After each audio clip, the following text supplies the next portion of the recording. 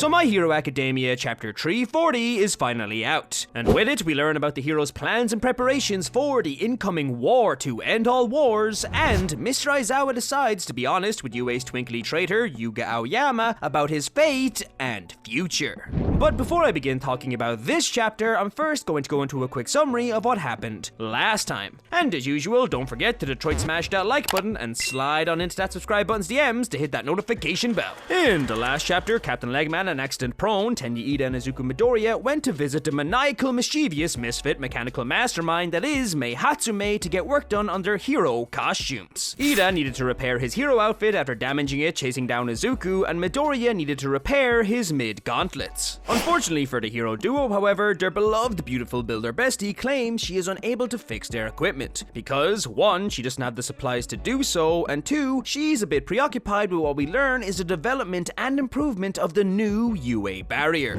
As it turns out, the support corps aren't just sitting on their asses during the current countrywide crisis in Japan, and they have actually played a key role in keeping everyone at UA safe and secure. With this revelation that the support corps are badasses too, Mei decides to help out the two boisterous buddies by building them her own version of their equipment. So she builds a new hero outfit for Ida and brand new gauntlets for Midoriya. With their new hero equipment in hand, our young heroes suit up and regroup with the rest of their class to head out on a brand new mission, as All Might in an office building declares that it's time to discuss Plan B for the decisive incoming war. And this is where Chapter 340 picks up. This chapter opens up directly where the last chapter left off, with All Might and Hawks inside an office building alongside police detective Sukuuchi, some of the police force, and the American pilots who helped Star fight off Shigaraki, all discussing their plan for the incoming war. Here, All Might explains that after Aoyama's big reveal as the UA traitor, they have reduced the number of people involved in formulating their plan of attack. And as he says this, we see ex-Quirk wielder Ragdoll in the room as well, who comments how she is sad that the other wild pussycats aren't there, but that she will do her best to stop her Quirk search from being used for evil purposes. All Might then continues, revealing that the hero's top priority in the incoming bout will be to separate Shigaraki and All for One, stating that as long as their consciousness is connected, the heroes have absolutely no chance of winning. In hearing this, the leader of the pilots poses the question that if they are so unbeatable, then why didn't All for One go to fight Star alongside Shigaraki? And All Might explains that it's because All for One would have been easily affected by New Order, since there wouldn't be any confusion with his name. Basically, since All for One himself isn't having an identity crisis, Star could have blasted that big testicle head into absolute nothingness. With this explanation out of the way, All Might officially announces that for the heroes to win this war, All for One and Shigaraki must be at a distance of at least 10 kilometers apart. Detective Sukuuchi then chimes in saying that All for One will use his soldiers well to avoid this being possible, and he uses Dabi as an example, saying that he can use area attacks and limit his opponent's movement, as seen during the training camp and on Gungam Mountain. Sukuuchi also mentions how Dabi is also not the only villain capable of widespread immobilizing attacks, so he declares that in order to draw Shigaraki away from All for One, the heroes will need to lure each of the stronger villains away and face them in isolation. Which, in my opinion, is basically Horikoshi's way of saying, yep, you're gonna see all of your dream fights.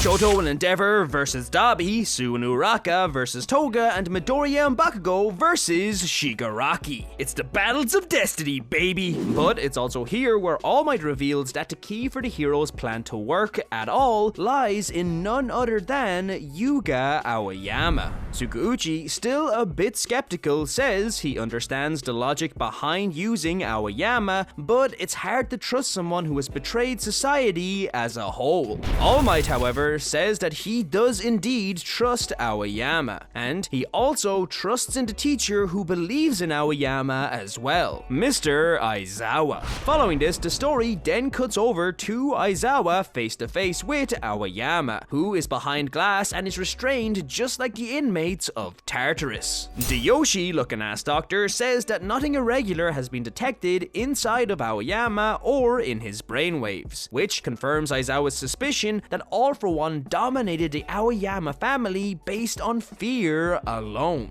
With this suspicion confirmed, Aizawa asks his student why he is so afraid, to which Aoyama responds that besides, All For One potentially offing his entire family, he is afraid of not being able to shine as brightly as his friends. Aoyama claims the more his friends trust him, the more he doubts himself, saying that he is afraid that even if he takes their hand, he will just end up betraying them again if All For One asks him to. Aizawa, realizing that he needs to motivate Aoyama to keep him going and to remove his fear, informs his young twinkling student that despite the circumstances, his crimes will not be erased, and it's very likely that he will not be able to remain at UA after this battle is over. Aizawa continues, saying that he is only telling Aoyama this because the student's reaction to his betrayal were much kinder and optimistic because they're his friends, but Aizawa always prefers to speak the truth. And Aizawa states that the truth is, you have to fight, because that's the only thing you can do right now.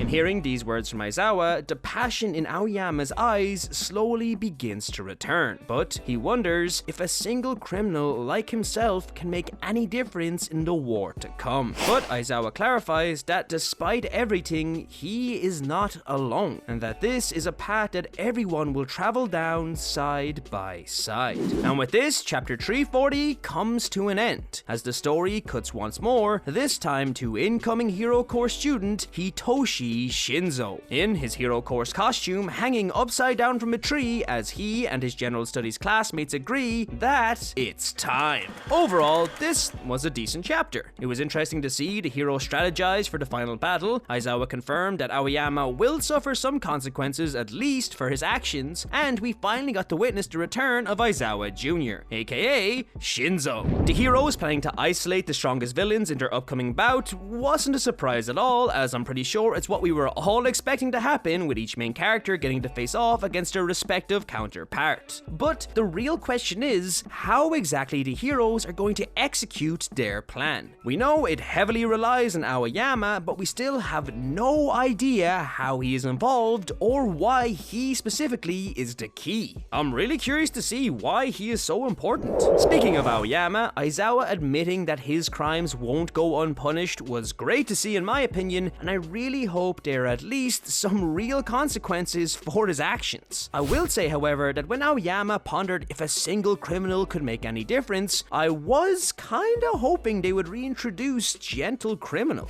I mean, his reintroduction for Aoyama would be so fitting. Two former wannabe heroes with good intentions brought down villainous paths due to society and their past decisions. I'll bet Aoyama's path to villainy was less his choice and more forced upon him, but still, it kinda fits. Shinzo being reintroduced was great, and I look forward to seeing him shine once again. But let me know what you think of this chapter. If you like this video, don't forget to leave a like and comment what you think is going to happen next. For more My Hero content, subscribe to the Lunchtime Crew. Thank you so much for watching, and I'll see you in the next video. Plus Ultra.